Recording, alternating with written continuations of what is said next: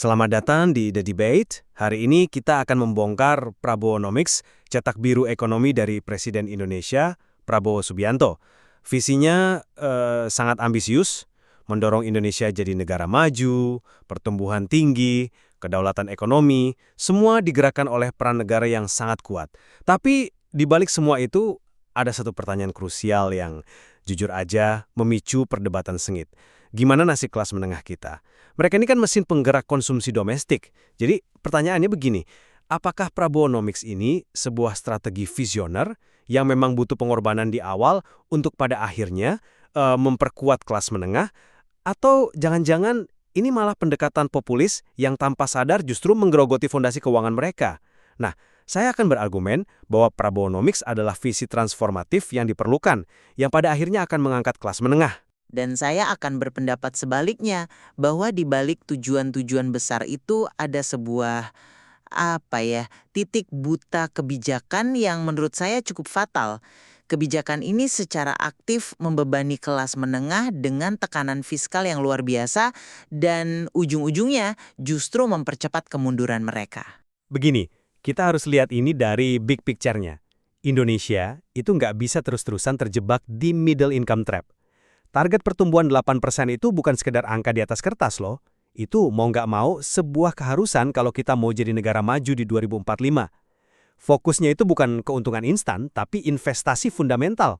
Ambil contoh deh, program makan bergizi gratis. Ini bukan sekali lagi, bukan sekedar bagi-bagi makanan.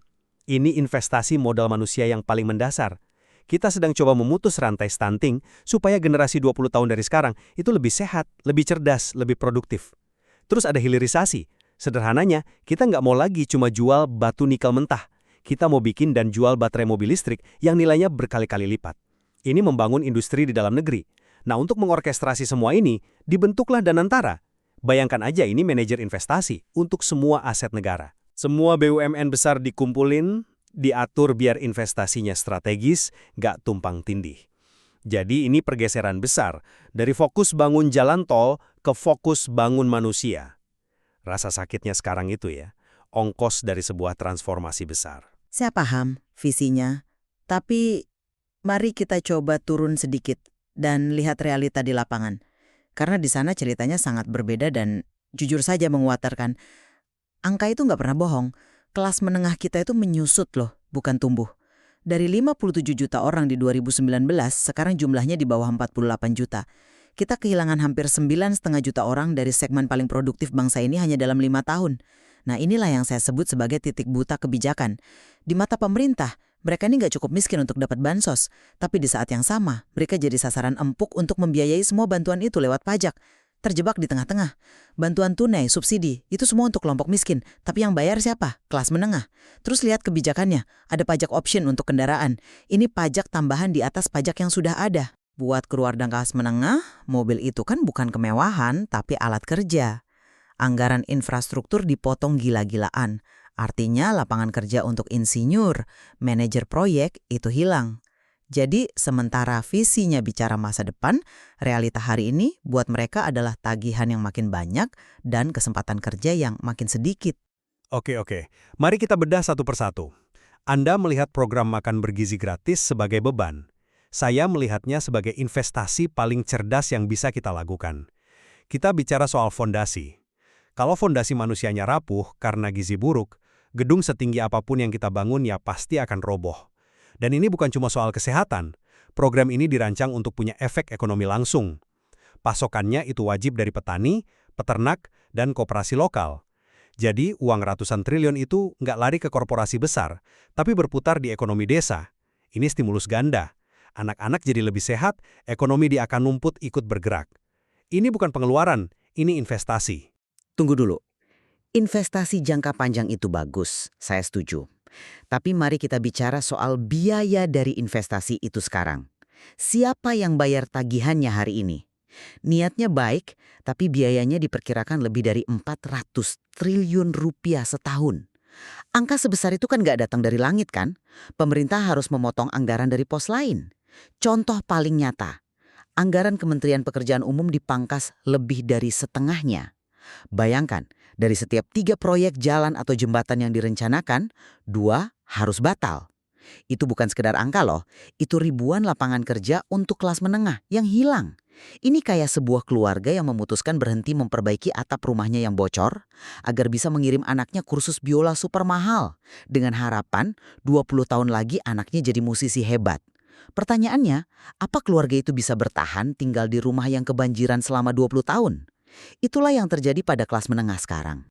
Saya ngerti analogi itu, tapi mungkin ini bukan soal rumah yang bocor, tapi soal memindahkan investasi dari batu bata ke otak.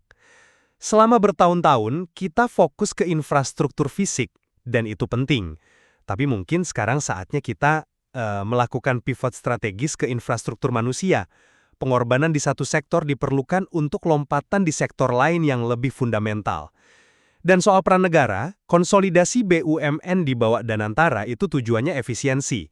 Selama ini banyak BUMN yang kerjanya tumpang tindih, bahkan saling saing. Dengan Danantara, kita bisa arahkan raksasa-raksasa ini untuk fokus ke proyek strategis nasional. Model kapitalisme negara ini terbukti berhasil kan, di Singapura dengan Temasek, atau di Tiongkok. Tujuannya sinergi, di mana negara, swasta, koperasi, itu kerjasama, bukan saling makan. Negara jadi dirijennya. Nah, ini poin yang sangat krusial. Anda bandingkan dengan Tiongkok dan Singapura. Tapi tunggu dulu, kedua negara itu punya sistem politik yang sangat berbeda. Kontrol negara sangat kuat, oposisi hampir nggak ada. Apa model itu bisa langsung kita copy-paste ke Indonesia yang demokrasinya lebih berisik dan pengawasannya jauh lebih lemah? Pasar finansial sudah kasih sinyal loh. Aksi jual obligasi pemerintah senilai 1,9 miliar dolar AS dalam beberapa bulan terakhir itu bukan angka kecil. Itu sinyal nyata kalau investor global khawatir. Mereka khawatir soal disiplin fiskal kita, soal transparansi pengelolaan dana raksasa seperti Danantara. Pelemahan rupiah juga cerminan dari kegelisahan yang sama. Pertanyaan saya sederhana, kalau semua kue proyek besar diberikan ke BUMN, lalu di mana ruang untuk sektor swasta yang dinamis untuk tumbuh? Dari mana kelas menengah akan dapat pekerjaan kalau bukan dari sektor swasta yang sehat? Jangan sampai kita bangun menara gading BUMN yang megah, tapi di sekelilingnya sektor swasta justru layu. Kekhawatiran soal disiplin fiskal itu valid, dan itu tantangan yang harus dijawab dengan transparansi dan tata kelola yang baik. Tapi jangan lupa, target pertumbuhan 8% itu bukan mimpi di siang bolong. Itu bisa dicapai kalau semua mesin ekonomi kita kerja serentak. Hilirisasi yang agresif misalnya akan ciptakan gelombang industri baru. Lalu ada digitalisasi. Dengan sistem pajak dan birokrasi yang serba digital, kita bisa tutup kebocoran anggaran yang nilainya triliunan dan tingkatkan pendapatan negara tanpa harus naikin tarif pajak secara brutal. Kombinasikan itu dengan investasi masif dari Danantara, maka ini akan memicu efek berantai yang kuat. Satu investasi di pabrik smelter misalnya, bisa ciptakan geliat di sektor logistik, perumahan, sampai warung makan di sekitarnya. Pertumbuhan tinggi inilah yang pada akhirnya akan menciptakan lapangan kerja yang lebih banyak dan lebih baik. Di atas kertas, logikanya sempurna. Tapi data di lapangan lagi-lagi cerita hal yang beda. Target 8% itu terdengar makin jauh saat kita lihat prediksi pertumbuhan ekonomi justru melambat ke angka 4,87% di awal 2025. Tapi, oke, lupakan sejenak soal angka pertumbuhannya. Mari kita bicara soal yang lebih penting, kualitas pekerjaan yang tercipta. Antara 2018 dan 2024, dari 18 juta lapangan kerja baru, 75%-nya itu pekerjaan informal. Ini yang membuat saya benar-benar khawatir. Ini bukan statistik. Ini adalah teman-teman saya, para sarjana, para profesional muda yang terpaksa jadi pengemudi ojek online, pekerja lepas.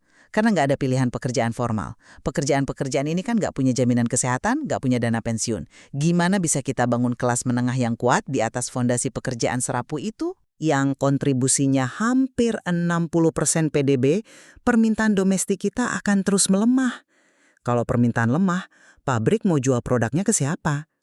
Gimana bisa kita capai target 8%? Ini seperti lingkaran setan, dan kelas menengah ada tepat di tengah-tengah pusarannya. Saya melihat itu sebagai fase transisi. Tentu ada gejolak di pasar kerja saat ini. Tapi kita tidak bisa menilai sebuah transformasi besar hanya dari potret sesaat. Pekerjaan informal itu mungkin jadi jaring pengaman untuk sekarang. Tapi seiring berjalannya proyek industrialisasi skala besar, kebutuhan akan tenaga kerja terampil di sektor formal akan meledak. para pekerja ini akan terserap ke pekerjaan yang lebih stabil. Ini adalah pertaruhan jangka panjang. Kita sedang menanam pohon yang buahnya mungkin baru bisa dinikmati 5 atau 10 tahun lagi, tapi pohon itu akan sangat besar dan rindang. Saat ini, ya, kita memang harus berkorban untuk merawat pohon itu. Masalahnya, pertaruhan itu menggunakan nasib jutaan keluarga kelas menengah sebagai taruhannya. Harapan bahwa mereka akan terserap nanti itu kan masih sebatas harapan, belum jaminan. Yang nyata sekarang adalah mereka sedang terhimpit. Beban hidup naik, pajak tambah, sementara kualitas bekerjaan menurun. Jalan untuk bertahan di kelas menengah sepertinya makin terjal. Dan inilah ironinya, kelas menengah bayar pajak agar pemerintah bisa memotong proyek-proyek yang seharusnya memberi mereka pekerjaan. Tanpa koreksi kebijakan yang cepat dan langsung menyasar mereka, misalnya keringanan pajak atau insentif besar bagi swasta, kita berisiko menciptakan fenomena pertumbuhan tanpa mobilitas. PDB negara mungkin naik, tapi jumlah orang Indonesia yang bisa menikmati hidup layak sebagai kelas menengah terus berkurang. Kalau saya simpulkan, ya, Prabowonomics adalah sebuah pilihan sadar untuk menempuh jalan yang sulit di awal demi hasil yang jauh lebih besar di akhir. Ada pengorbanan jangka pendek, itu tidak bisa dipungkiri, tapi dengan fokus pada kedaulatan ekonomi, pembangunan SDM, dan industrialisasi, kita sedang membangun fondasi ekonomi yang lebih tangguh. Pada akhirnya, ini akan menciptakan kue ekonomi yang lebih besar yang memungkinkan kelas menengah untuk tumbuh lebih pesat dan lebih stabil di masa depan. Sementara kesimpulan saya adalah, bukti di lapangan saat ini menunjukkan adanya kerusakan yang nyata dan mendesak. Dengan jumlah mereka yang terus menyusut, beban yang semakin berat, dan kualitas pekerjaan yang memburuk, kelas menengah Indonesia kini menanggung biaya dari sebuah visi besar yang tidak dirancang untuk melindungi mereka. Tanpa ada jaring pengaman, visi besar itu beresiko kehilangan mesin utamanya di tengah jalan. Mobil balap secanggih apapun nggak akan bisa menang kalau mesinnya rusak. Saya rasa kita bisa sepakat pada satu hal. Nasib kelas menengah adalah barometer utama, penentu keberhasilan atau kegagalan model ekonomi Indonesia ke depan.